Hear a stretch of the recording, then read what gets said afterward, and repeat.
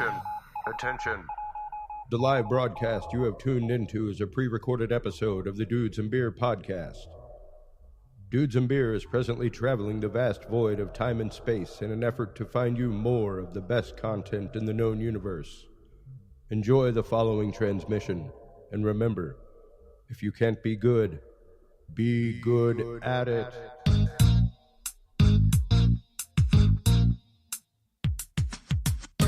Grab your beverages and turn up your interweb. Solving the world's problems 12 ounces at a time. It's Dudes and Beer.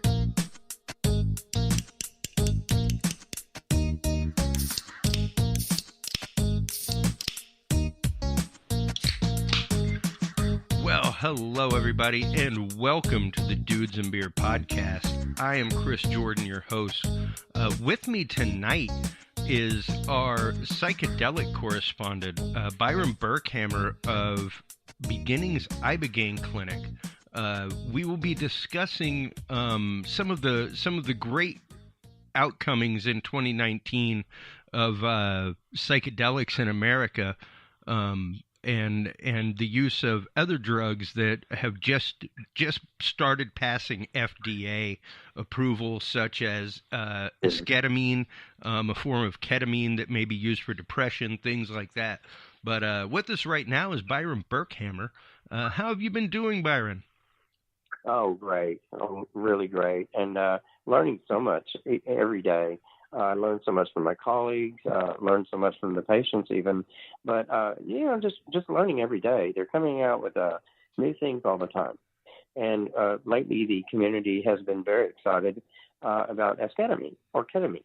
Yeah. And basically using it for depression, ketamine drip therapy. It's been used for a while, actually. But, now they're packaging it in a different way. They're making a nasal spray. They're making lozenges, and the doctors are actually beginning to prescribe. And I think, according to the National Institute of the Mental Health, one of the director actually said this could be the biggest breakthrough for the treatment of depression ever. Yeah, and that's exciting. It's pretty exciting. I'm sitting here looking at the actual announcement on jnj.com. For those of you not in the know, that is johnsonandjohnson.com. And it's actually a branch of Johnson & Johnson, the Janssen Pharmaceutical company, that has the patent on esketamine, or SPRAVATO, is the actual spray, the nasal spray that is pending FDA approval right now. But they have, like you said, they've had some incredible results with this. And I know we've talked to you before about, of course, Ibogaine, the traditional African drug. And there's been some changes in Ibogaine we can get to later, Chris. Sure. Absolutely. Some new research there. Okay, go ahead. I'm sorry. Oh, no, that's okay. I mean, it's amazing to me how all these drugs that, and granted, ketamine was originally, good Lord, if I'm not mistaken, wasn't it originally used as like a horse tranquilizer? Or something ketamine? like that? I know it was originally used in the veterinary industry. Here's the history of ketamine. Okay. Ketamine was first used as an anesthetic for animals. Then it's become, over the years, it was increasingly used as an anesthetic for humans. They started to use it in the OR as an anesthesia, aid to anesthesia that an anesthesiologist could use to put someone out.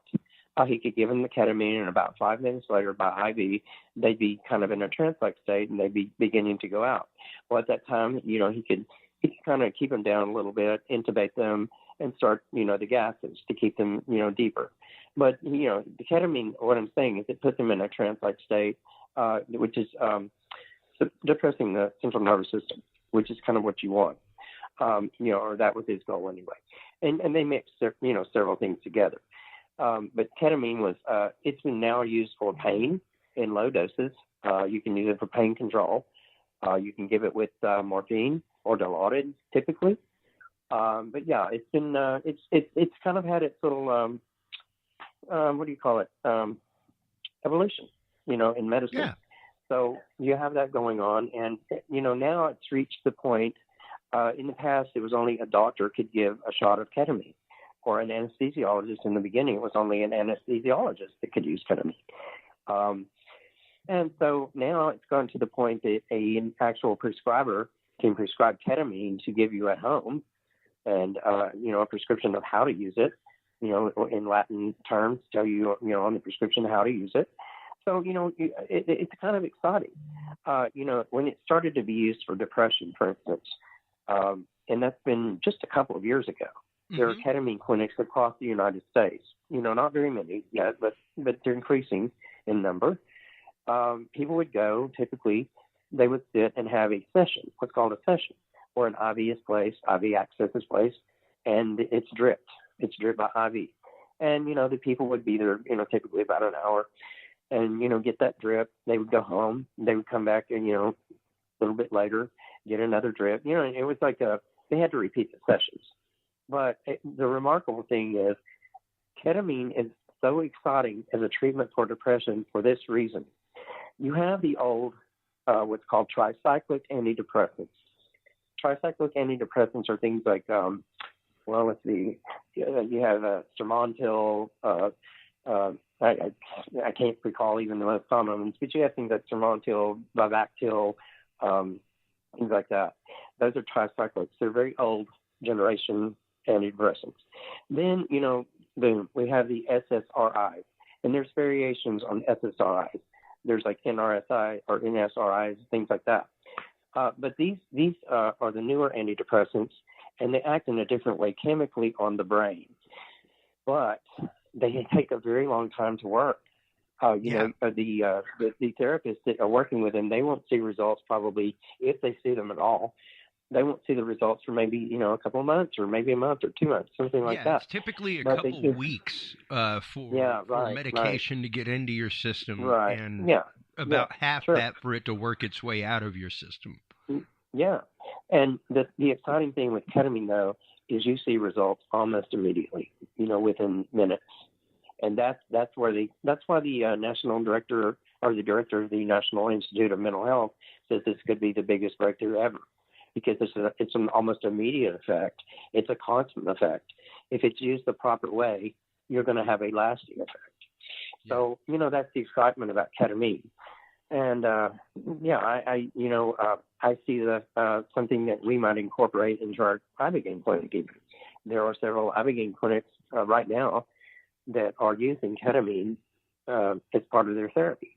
It is considered, it is classed in the psychedelic medicines. It's psychedelic medicine, but it's a lot different. You don't have visions from it. You do in higher doses. Now, let's be realistic. There's also the party drug aspect of ketamine. That's been around for a long time. People, would go to clubs and do large doses of ketamine. And, of course, they kind of get this trance-like feel, and some people, hallucinate a little bit. Of course, then, when you do something like that, the downside of that is you have a host of negative side effects that are very possible. Yeah. You can have bluish or pale-looking skin, tachycardia, which is an increased heartbeat. You can have, you can be decreased in your oxygen or your oxygen saturation, anxiety, sleeplessness, loss of appetite, all these, common things that you have, like typically with class of drugs, like cocaine, methamphetamine, things like that. Well, you start getting those types of things.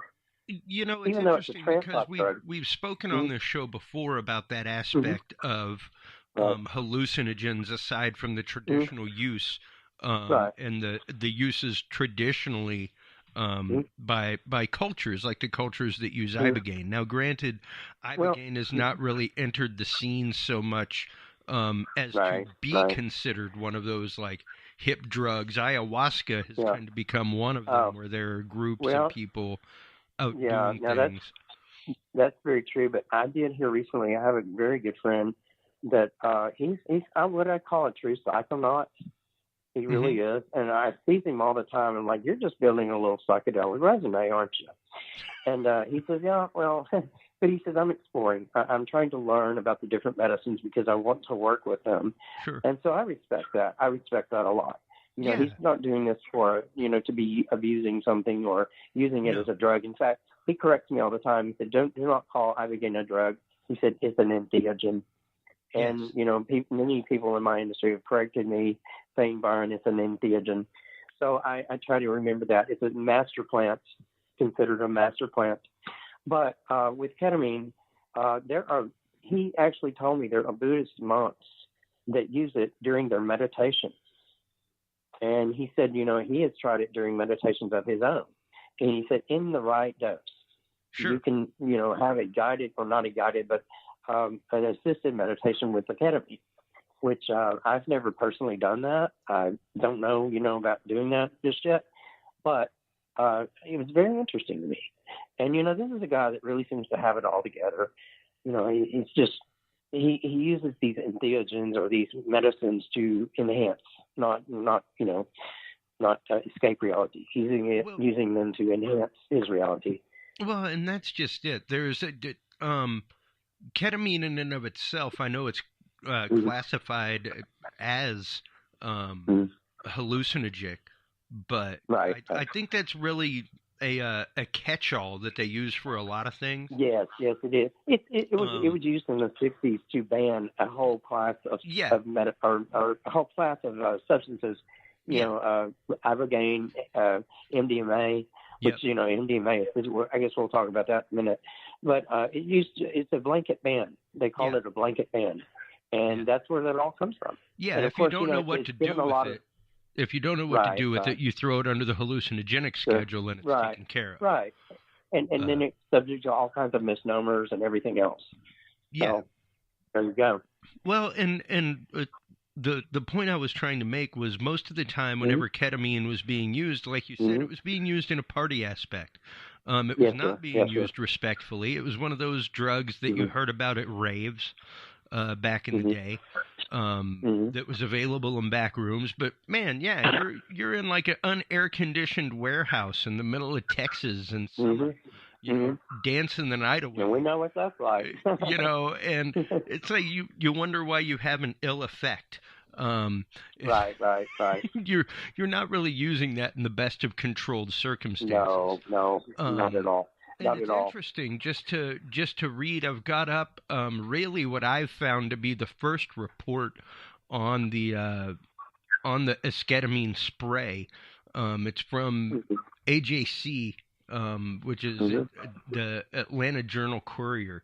It talks about, of course, one of the things that they were worried about with Lee Hoffer, one of the FDA voting members, was I'm concerned about the diversion and misuse of things like this. But it's interesting whenever you read, according to Medscape, it's still unclear what about ketamine's biology triggers the antidepressant response. And that is very much the case in just about every SRI. Right. And I work numerous medical conferences, folks, and I hear it all the time. Feel free to ask any doctor how that medication actually works, and they'll tell you that it blocks a serotonin uptake spot in your brain, but they don't know why the biology of it is totally different for everybody. Why it might work on some people, why it may have an adverse effect on others, and why it may have absolutely zero effect on others. And that's down to the science. I'll tell you an exciting thing that happened, a while back, about, a couple of years ago. This was a study that was done. They used ketamine with naloxone. Now, what naloxone is an agent that's been used for a long time now to reverse overdoses. It reverses the effects of a narcotic. You can give a shot immediately to somebody that's overdosed, and if their heart hasn't stopped, then you can get them back.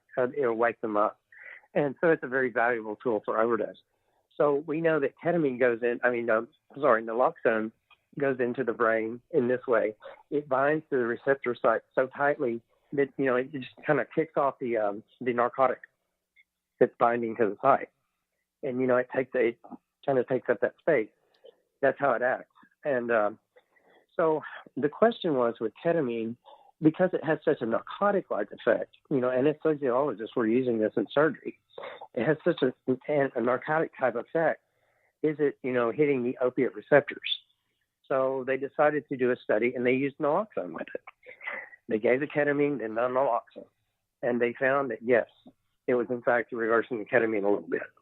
So they said, we now think that this is actually that ketamine is hitting some of the opiate receptor sites. And so that was kind of an exciting reveal there. But it's still a little bit of a mystery as to exactly how it works, in some ways. Yeah. So I'm just interjecting that. Well, it's interesting, though, because here in the article, it talks about the Yale University professor, Gerard Senecora, who did the study, apparently, and said well over 3,000 patients in the U.S. and Canada have been treated with ketamine so far. That's what he told NPR in 2017. Yeah. Now, this was 2 years ago. Right. Right.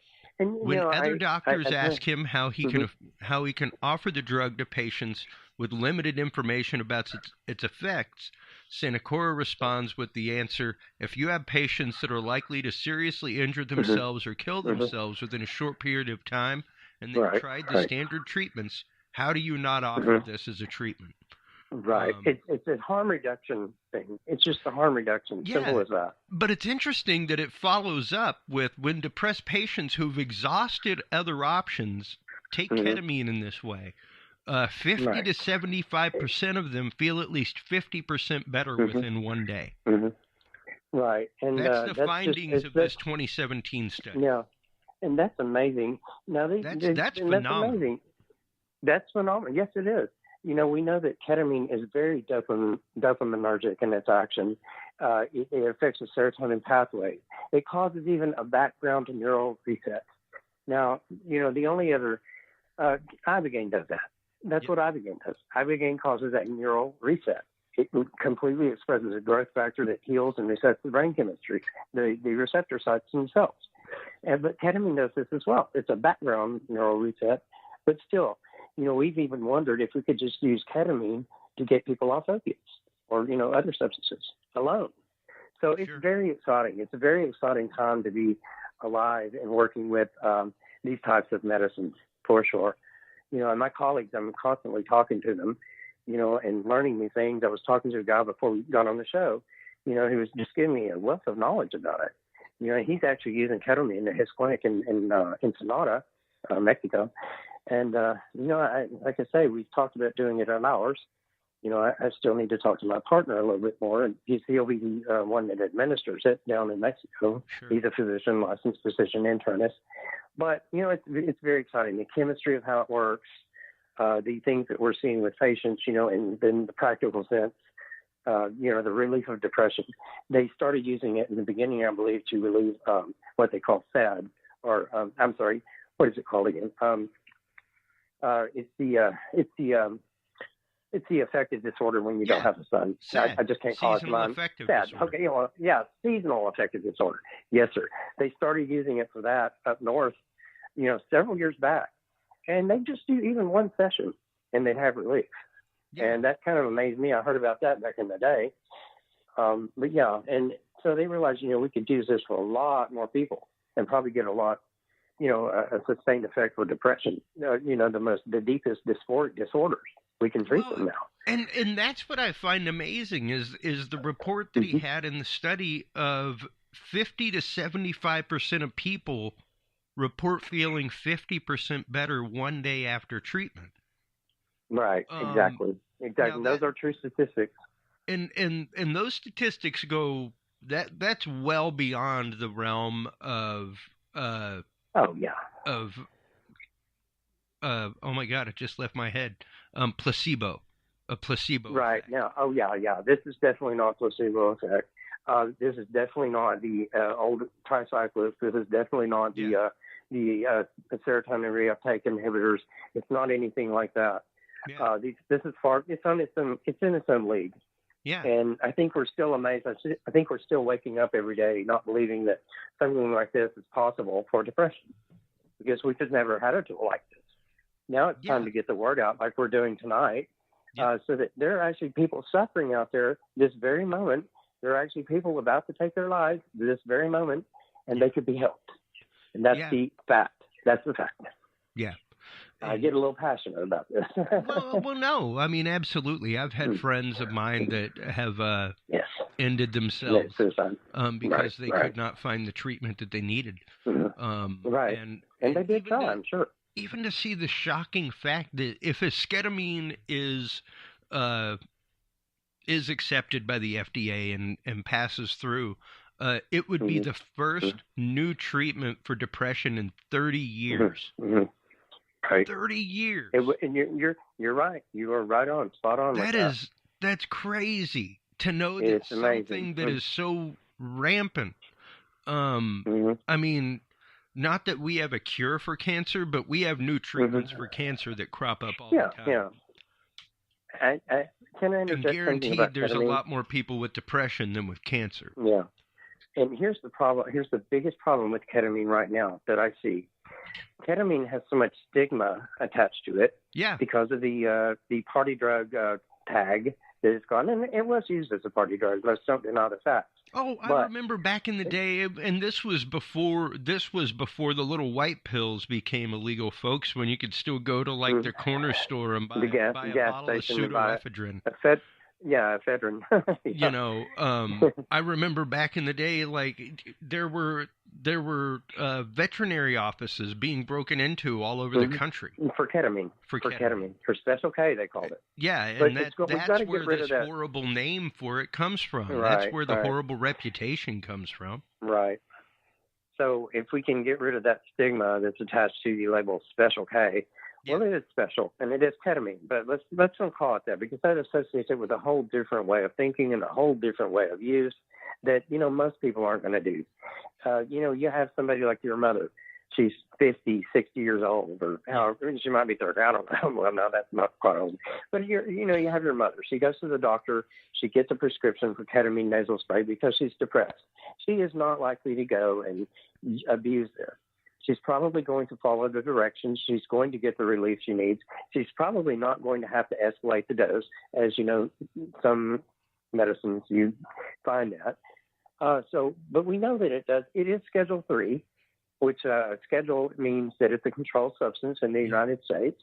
In our scheduling system, we have Schedule 1, we have Schedule 2, and 3, 4, and 5. And it falls in Schedule 3, which means that you don't have to get a triplicate prescription, or what's considered a C2 prescription. You don't have to get that, Texas state prescription or whatever state you live in. Every state has their own thing about that. But anything that's Schedule 2, you have to have a new prescription every time. You have to see the doctor physically, that sort of thing. With ketamine, he can prescribe it to you. You can have that face-to-face visit. He can prescribe it to you. He can prescribe up to 5 refills. They can call it in by phone to a pharmacy. So you have that convenience. That's with Schedule 3. But it's still controlled. And it's controlled for a reason, because, there is a risk of, potential abuse or harm. And it does need to be, I'll have to say this, another caveat. I have to say that, when the physician is prescribing ketamine, he needs to look carefully at the person he's prescribing it to. It's just somebody that has poly abuse disorders, poly substance abuse disorder or something like that. And if they don't have that under control, or, or that's even present, he might not choose to prescribe ketamine to them. He might choose something else. Yeah. But I do think overall, if he can get them to rein it in, and he can get them into some type of recovery, we have seen this. We have had many people go through Ibogaine therapy in treatment, for opiate addiction, for instance. They go through treatment, they recover, they get better, they're clean, but they get depressed sometimes, maybe after a year or two, the change in life might depress them a little bit, for whatever reason depresses anybody. They might become a little bit depressed, but they have a different way of thinking, hopefully, at that point. And the ketamine would enhance their lives by relieving the depression. So, it's the state a person's in when you prescribe to them. You have to look at the person. It's always a subjective experience when you prescribe to someone. So, I just wanted to throw that in, that, these are the legalities and the very real, caveats in the physician's office. Yeah, absolutely. And even going through here on the FDA Advisory Committee announcement from Johnson & Johnson, right. The long-term safety study showed that esketamine was generally tolerable with no new safety signals, dosing up to 52 weeks compared to data from short-term 4-week studies. Right. That's reliable. And they're even saying that the discontinuation rates were like normally good within a week or so. The effects were gone, everything else. Now, it does say that, of course, there are some emergent adverse events that happened, including dissociative symptoms. Right. Dizziness, vertigo, increased blood pressure, and sedation occurred shortly after dosing while patients were under supervision of a healthcare professional. Right. These were transient and normally resolved in the same day. Now, it's interesting that they mentioned dissociative symptoms because, of course, ketamine itself, now this is esketamine, the SPRAVATO, the nasal spray and soon to be lozenge are based off of. It's kind of a version of ketamine, I guess, kind of a ketamine. Yeah, it's a derivative, but it's a very close derivative, and it has pretty much the very same action as ketamine. It's just a dissociative anesthetic. Right, a dissociative anesthetic, and like I say, it started with animal tranquilization. It became an anesthetic in medicine. Now it's being prescribed as ketamine. The thing that they used in the actual OR was ketamine. So it's a little bit different. But it's something that, they've refined it a bit, is what you can say. They've refined it chemically and pharmaceutically just a little bit.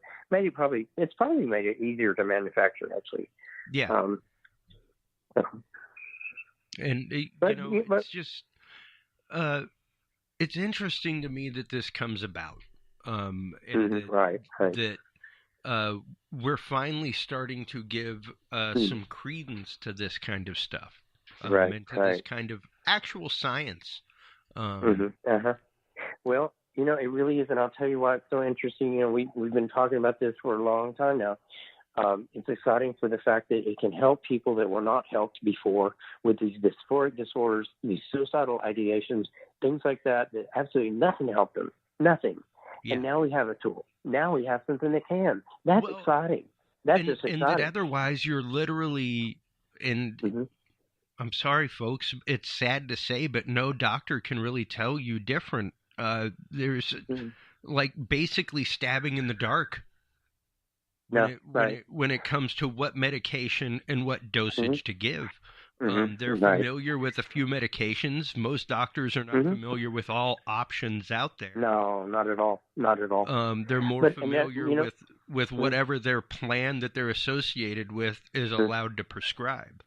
And that's true. And I'll tell you another exciting thing about ketamine, not only for the depression, but that gives tools to people that work in the field of addiction, addictionologists, or even, maybe Ibogaine providers, the field of addiction. That gives the field of addiction tools, because we know that when a person recovers to an extent, they are able to use ketamine responsibly.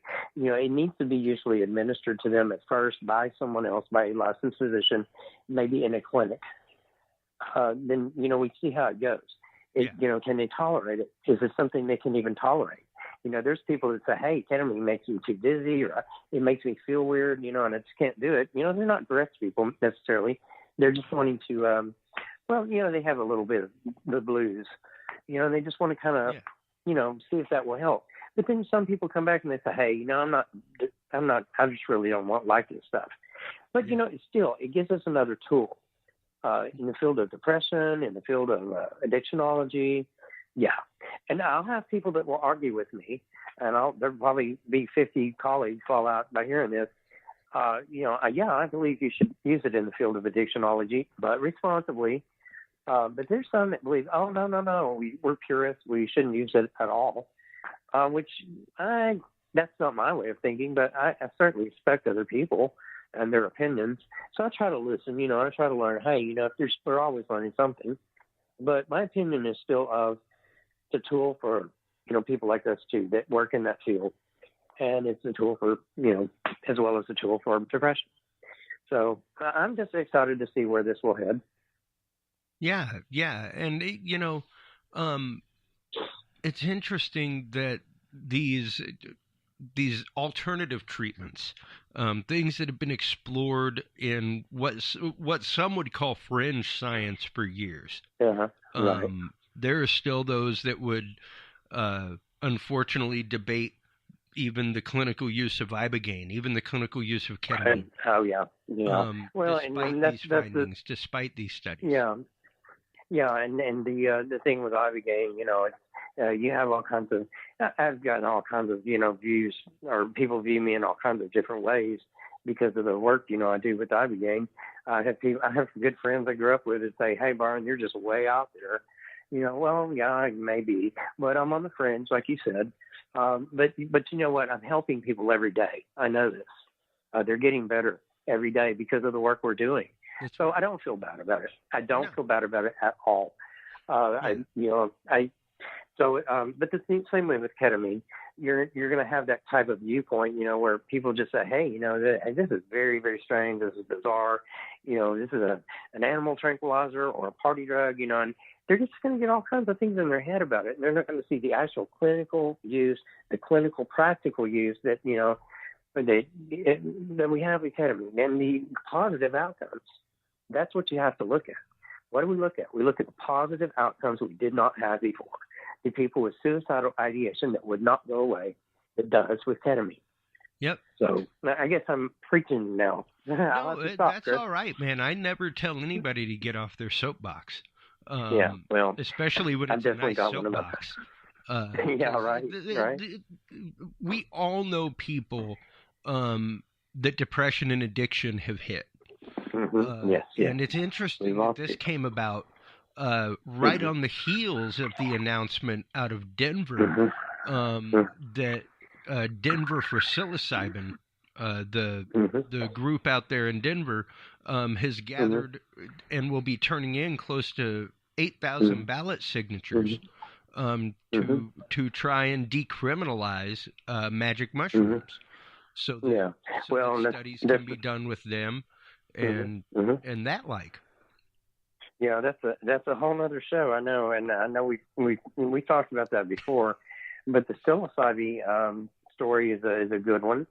And psilocybin in low doses, or what we call microdoses, is in my experience, not my personal experience, but in the experience of people I know very well that work with this, it's very depression relieving as well. Yeah. So we've just got an exciting array of medicines out there that we're just now beginning to learn about.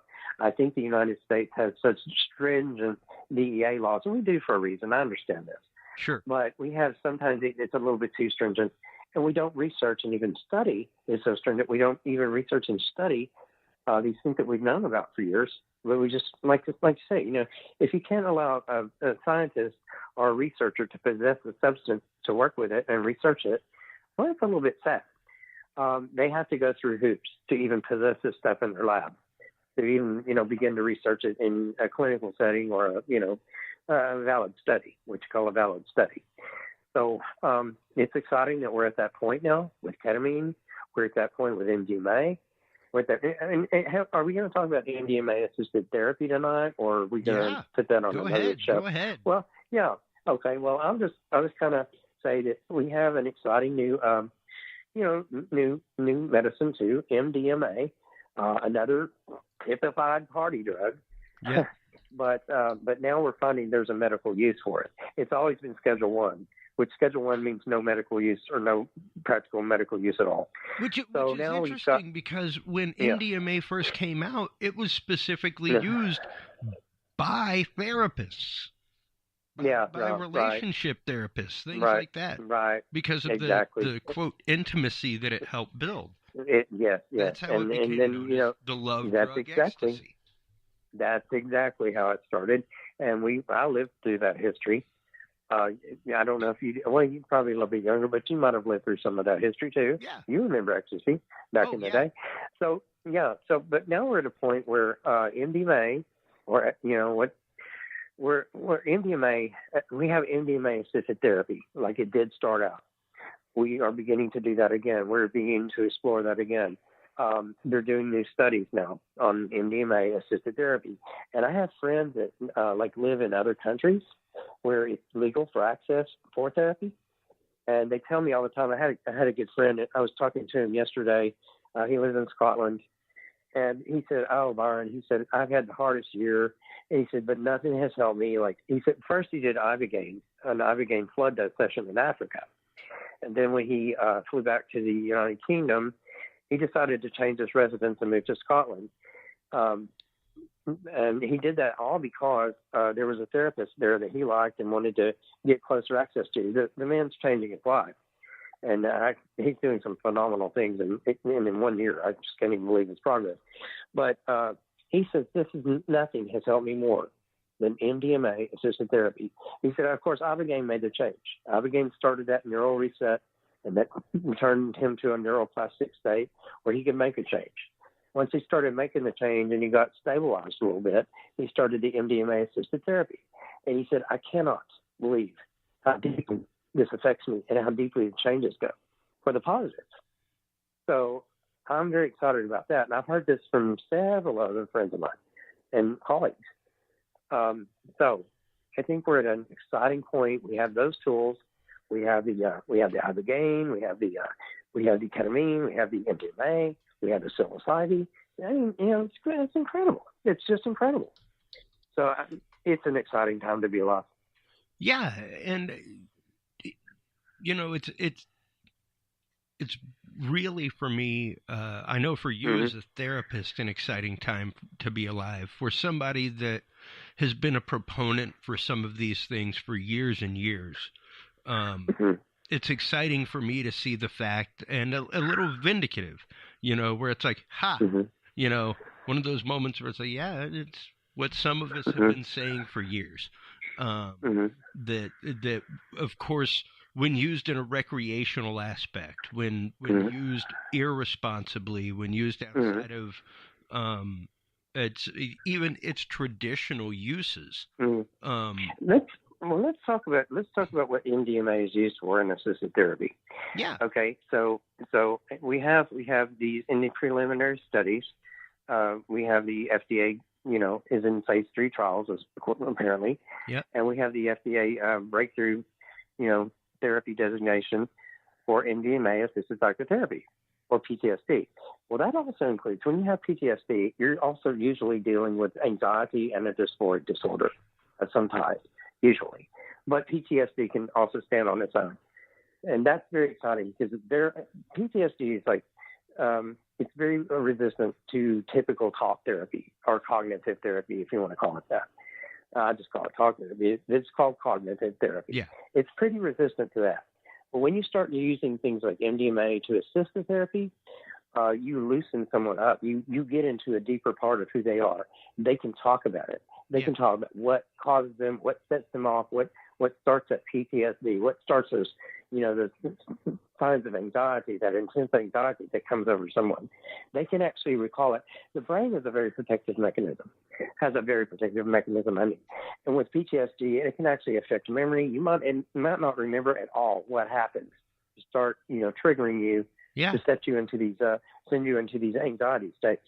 But with MDMA, you can go deeper into the story, and you can find out, hey, what's setting them off, and they can get more information. They can just access deeper parts of the mind this way. It's not like they're not hallucinating or anything like that. They're just feeling, the pathways are a little bit affected by the MDMA, and they're just more able to talk about what's really going on, and they can recall things they couldn't recall before. That's very exciting. Yeah. And of course, depression is treated with this stuff too.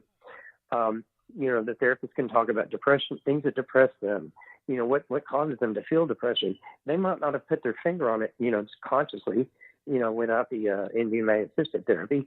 But during the therapy, hey, hey, this is what makes me think this or feel this or whatever. So yeah, you've got a very powerful tool, and I truly, truly wish they, make even a wider study with it. It's kind of a limited trial or limited, study, but it's very promising, very promising. So, that's out there too. So, a veteran that comes home from Afghanistan or, some in Syria, a lot of them have PTSD. I'm amazed at how many of them do. Well, not just and that. I'm sure. Victims of sexual assault, victims of domestic violence. Oh, yes. Absolutely. Childhood I abuse. tell you what, this is what I tell people often. I say, even a bad relationship or, something like that can cause PTSD. It causes chemical changes in the brain. Chemical changes in the brain. And you have to deal with it. And that's why something like MDMA, ketamine, Ibogaine even. We use Ibogaine for PTSD. The reason it relieves PTSD is it resets the neural chemistry. It's a neural reset. And that neural reset changes the chemistry back to the original state before the PTSD. So that's why, they can recover a lot quicker and better after that. Same thing with MDMA. You can access a deeper part of, who they are. Now, I'm not sure how much, honestly, I'm not sure how much of a neural reset it can do, if it can do one. I know that ketamine and Ibogaine do a neural reset. Now, ketamine not as much as Ibogaine, but MDMA, I think we're so new to learning about it and what it exactly does on the the chemistry side or the neurobiological side. That we'll get there. We already know a lot about it. But, there's the question of, what could it exactly be used for? Well, we know so far PTSD, depression, any type of mood disorder. So those things. But, well, I know we could go on all night about these things, and it's a very exciting time to be alive. It is for me and other people who do suffer from depression. Like I know I've had issues with depression for years. I have too. I take some gentle medication for it, and it definitely is one of those. I fought the concept for years. Sure, a lot of people do. Didn't want to be any part of it, and then it became a health issue. Where literally I had no idea that along with my depression, I had anxiety issues, and it became known to me, and that's where a lot of my depression came from. Come to find out, was my anxiety situation, and it's interesting to see that they're using MDMA in social anxiety studies that they're using. And sexual disorder, sexual anxiety and sexual, assaults. Yep. They cause even autistic adults. Yeah. So the realm of treatment with these for so long verboten drugs is really a whole new horizon, and one of the many reasons why your clinic that you work at is called Beginnings Ibogaine. Tell us and our audience a little bit about Beginnings Ibogaine. Sure. How long you guys have been around, and exactly what it is that you good folks do there, and how they can get a hold of you all. Okay. Well, we've been around actually in existence. The partner that I have is Dr. Carlos Silva. He is very well known in the field of Ibogaine. In fact, I consider him probably one of the top Ibogaine doctors in the world at the moment. He's been working with the same people for about 8 years. Now, I haven't been with him the whole time for 8 years, but he's done this about a decade. He used to be with a clinic called Crossroads, and then he started, working as the medical director for us. He's an internist. He's the head of internal medicine at the hospital in Rosarito. And you might laugh at this. It's called General Hospital. So, yeah. So he's the head of internal medicine there. And he treats a lot of federal employees, too, for Mexico. So we have been around in the name Beginnings Ibogaine. I used to work for another clinic that he was also the medical director for. Same people. But then in the last, I guess it was about a year and several months ago, we decided to take half of our staff and go out, with him. And we decided to just kind of go on our own. So we renamed it Beginnings Ibogaine. And so we've been around about, technically in that name, about a year and 3 or 4 months. So, but he's been doing this a decade, nearly 2,000 of these treatments. And so the man knows what he's doing. He's a young man. He's an excellent doctor. Could, be a rival doctor over here in the U.S. anytime. Speaks fluent English, perfect English. And my Spanish is really bad, so don't ask me about my Spanish. But he's a good man. And what we do, we have you flying to San Diego. We take you across the border. We keep you with us for about 5 days. We treat you with the Ibogaine. And if you ever want another process, you're welcome to call me. You can call the 800 number on the website. I think it's 800-649-2399. Or you can call me personally at Byron, BYRON, at 1-903-707-0258. And I'm always happy to talk to anyone, anytime. If you call me, I may not answer the phone right away because I'm probably on the phone. So, that little warning there. It gets back to you rapidly, folks. Oh, yeah. I'd try to get back to you within a couple of hours. Just at least let you know that if I can't talk to you then, that, hey, I'm going to personally call you back and tell you I can. That I'll call you back when I can. But the thing is you're calling for my help, and I'm happy to give it, and I think you should have it right away. So, and we're down in Rosarito, Mexico. Like I said, we have you flying to San Diego, and Rosarito is about 25 minutes across the border, 25 minutes across the border. It's down Highway 1. It's on the Pacific Ocean in a part of Mexico called Baja. They call that part of California, they call it Baja California, Baja Mexico, or just on the Baja. But it's right on the Pacific Ocean. Where we are is very close to the beach. The beach is like a 5-minute walk, and you're in the ocean. So, but we're always happy to have anybody call, and if you need to talk to the doctor, he makes himself available too. He'll make the international call and talk to you. So, and there we are. Yeah, absolutely. And you can find out more about the great work of Beginnings Ibogaine and Byron, as well as the good doctor, at beginningsibogaine.com. Everybody, go check them out. Yes. Yes. While you are online, we also have a Facebook page, Beginnings Ibogaine, too. Oh, there you have it. You can also connect with them via social media. Fantastic. Thank you so much, as always, Byron, for Chris, coming on, explaining the world of psychedelia. Well, I tell you, you yourself are a wealth of information, sir, and it's always a pleasure to talk with you. Always a pleasure to do a show with you. Well, and I appreciate you having me on. Thanks so much, as always, for taking the time. If you can, just hold the line for a minute and we'll chat off air. Absolutely. While y'all are online checking out the great work of Beginnings Ibogaine at beginningsibogaine.com, everybody, make sure to stop on by dudesandbeer.com. That is where you can find all the episodes. That's where you can find all of the great stuff in our knowledge vault, everything from constitutional and civil rights documents to scientific documents and studies, declassified government materials, UFO, paranormal, psychology, and philosophy stuff.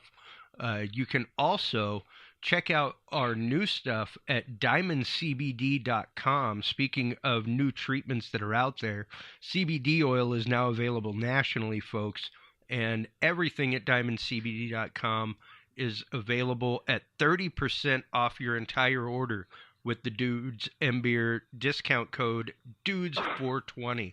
So make sure to stop on by diamondcbd.com. Use the code DUDES420 on checkout to save 30%. Thank you so much again, Byron, for joining us as always. Until next time, everybody, remember, if you can't be good at it. Take care of yourselves. Take care of each other. We'll talk to you soon, everybody. Bye-bye. Thanks for listening to this episode of the Dudes and Beer Podcast. To listen to our audio streams or chat with us live, download the official Dudes and Beer app for Android and iDevices, available on Google Play and iTunes markets. For more episodes, content, and information, visit us online at dudesandbeer.com. You can also find our episodes on Breach.tv, iHeartRadio, Spreaker, SoundCloud, iTunes, YouTube, Stitcher, or your favorite podcast service. Dudes and Beer is a proud member of the HC Universal Network family of podcasts. For more about our sponsors and other podcasts on this network, visit hcuniversalnetwork.com. Thanks for listening, everybody, and until next time, drink responsibly.